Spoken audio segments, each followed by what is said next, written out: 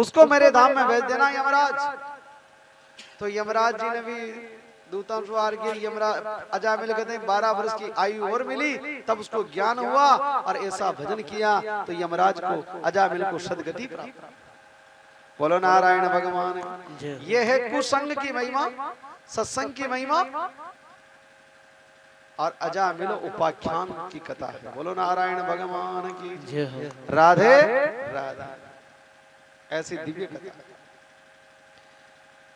तो बचने का उपाय हरि नाम ही है और 6 वस्तु में माया है मेरे पास। कितने वस्तु में माया है? 6 वस्तु। मार साहब का स्टाफ है, व्यासपीठ से साधुवाद देते हैं। इधर पधार जाओ, आगे पधार जाओ। बोलो नारायण भगवान की।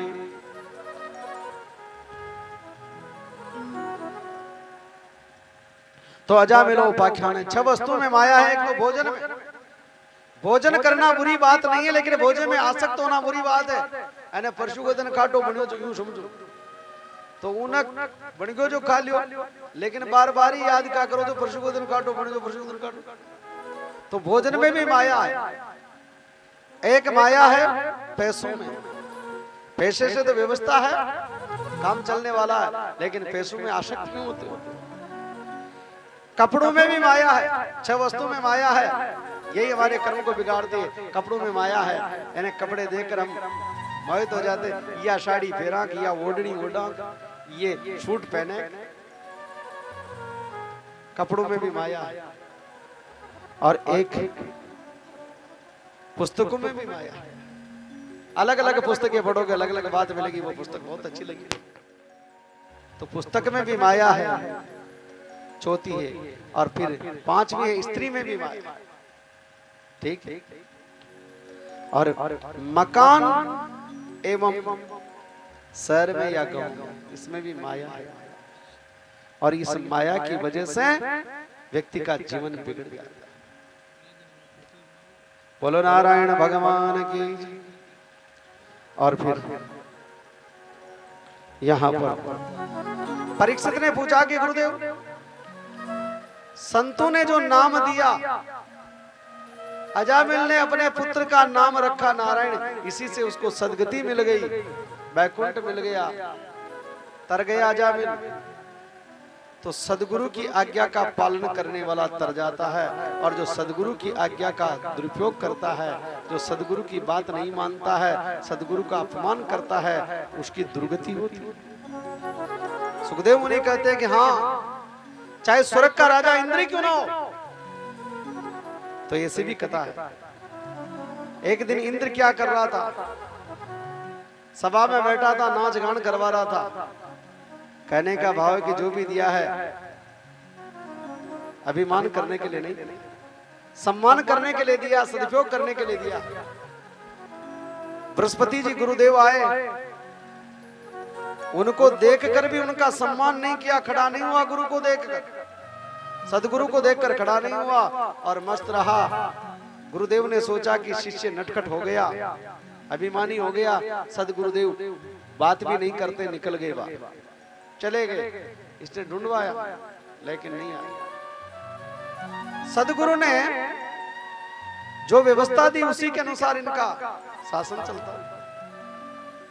तो असुरों ने सोचा कि इंद्र गुरु के बिना बलहीन हो, तो असुरों ने देवताओं के ऊपर आक्रमण कर दिया। तो यहाँ पर गुरु के बिना इन्हें मार्ग कौन दिखाए, तो ये इंद्रपरास्त हो गया। तो इसने किसको गुरु बनाया? त्वष्टा को का पुत्र था विश्वरूप, उसको गुरु बनाया।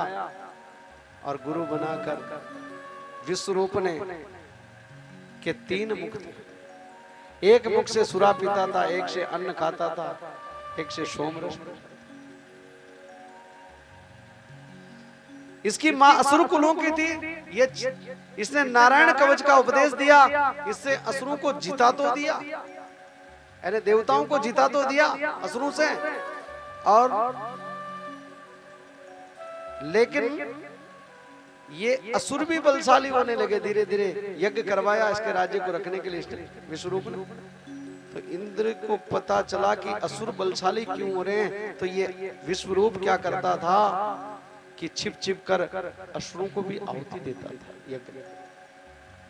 तो इंद्र को पता चला तो इंद्र ने विश्वरूप की हत्या कर दी, तीनों सिर उड़ा दिए।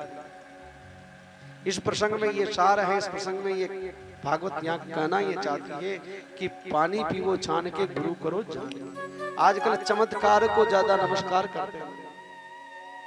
सदगुरु सदगुरु ही होते हैं, सदगुरु की पहचान करने की जरूरत है। आजकल नकली माल बहुत, चमत्कार देखना चाहते हैं। गुरुजी की माला ठीक है, गुरुजी का कुर्ता ठीक है, गुरुजी की व्यवस्था ठीक है, गुरुजी गंजे हैं, बोलो नारायण भगवान की। अरे गुरु की पहचान करो, गुरु से पहचान करो। विश्वरूप के सिर काट दिए गुरुदेव, अब ब्राह्मण की हत्या का दोष लगा। अब इंद्र घबरा गया। एक मुख से तो तीतर नाम का पक्षी बना, अन्न खाता था ना जिससे तीतर नाम का पक्षी बना। एक मुख से यानी पपैया नाम का पक्षी बना, और एक मुख से यानी गोरैया नाम की चिड़िया बनी। बोलो नारायण भगवान। ये तीनों मुख से तीन पक्षी तैयार हुए। और इधर जब वो ब्रह्मत्या इंद्र को खाने लगी तो ब्रह्मा जी ने इत्यादि ने अब इंद्र को कैसे बचाए, ब्रह्मत्या से तो बचाए राजा है। तो ब्रह्मत्या से बचाने के लिए क्या किया, ब्रह्मत्या से बचाने के लिए इंद्र उस ब्रह्मत्या को 4 भागों में, कितने भागों में बांटा, 4 भागों। एक भाग किनको दिया, एक भाग वृक्षों को दिया, पेड़ पौधों को दिया कि ब्रह्मत्या को बांटो। वृक्षों में कैसे रहती है ये ब्रह्मत्या, गोंद के रूप। ये गोंद होता है ना जिसमें ब्रह्मत्या रहती है, गोंद को कब खाया जाता है, गोंद कब खिलाते हैं, गोंद में ब्रह्मत्या है, ब्रह्मत्या खाते हैं तो अपवित्र हो जाते हैं। अब गोंद को डिलीवरी पीरियड में खिलाया जाता है माता बहन। पहले के जमाने में माता बहनें यज्ञ कुंड में बैठती थी तो खुले केस क्यों बैठती थी, इसका कारण क्या है, लॉजिक क्या है? इसका लॉजिक यही है कि पहले के जमाने में बक्कल नहीं चलते थे, क्लब नहीं चलते थे, खुले केस से पहले यानी गोंद से बालों को चिपका चिपका कर चोटियां करती थी, इसलिए खुले केस बैठती थी। गोंद में ब्रह्मत्या है, इसलिए कहीं भी पूजा में पंडित जी लिखते हैं सामान तो गोंद नहीं लिखते हैं, बाकी सब लिख देते हैं, इसलिए गोंद में ब्रह्मत्या है। लेकिन आजकल फैशन चल गई कि गोंद मूंग का लाडू खाते हैं। अरे देवताओं के भोग नहीं लगेगा, मूंग का तो लग जाएगा लेकिन गोंद का नहीं लगेगा। और लाडुआ में पंडित जी लिखते हैं गोंद, गोंद का भोग कैसे लगेगा, ब्रह्मत्या भगवान को खिला रहे। सावधान कर रही है कथा, गोंद नहीं चढ़ता है भगवान को। गोंद को कब खाया जाता है, डिलीवरी पीरियड, या फिर गोंद को खाने से 3 दिन तक अपवित्र रहेंगे आप, मंत्र मूर्तियों का स्पर्श मत किया।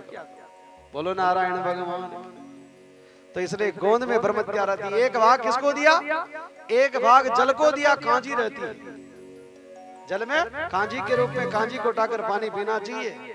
वहां वरदान दिया कि पानी ठंडा रहेगा। कांजी पेड़ों को वरदान दिया कि तुम काटोगे तो भी फूटोगे। तो 2 भाग में जल को भी दे दिया, वृक्षों को दे दिया। एक भाग इस पृथ्वी मां को दिया, धरती को, भूमि को दिया। जहां ये ऊसर होती है ना वहां ये ब्रह्मत्या रहती है। ऊसर में कोई सत्कर्म नहीं करना चाहिए, ऊसर भूमि में बसना भी नहीं चाहिए। राधे राधे। एक भाग दिया फिर इनको, हमारी इन माता बहनों को दिया। जो ये मासिक धर्म होता है ना, महीना, मासिक धर्म, ऋतुकाल, ये ब्रह्मत्या है। एक दिन 3 दिन की संज्ञा दी है, 3 दिन तक अपवित्र रहती है और चौथे दिन भोजन बनाने लायक हो जाती है। 5वें दिन पवित्र हो जाती है, 7वें दिन मूर्ति का, कथा का, सबका स्पर्श कर सकती है ये। और इन्हीं दिनों में 16 रात्रियों में जीव की उत्पत्ति होती है। राधे राधे। और सम संख्या में पुत्र पैदा होता है, विषम संख्या में कन्या पैदा होती है। ये भागवत की कथा है। अगर आप बच्ची चाहो तो बच्ची पैदा कर सकते हो, पुत्र चाहो तो पुत्र पैदा कर सकते हो। ये आपके हाथ में निर्भर है।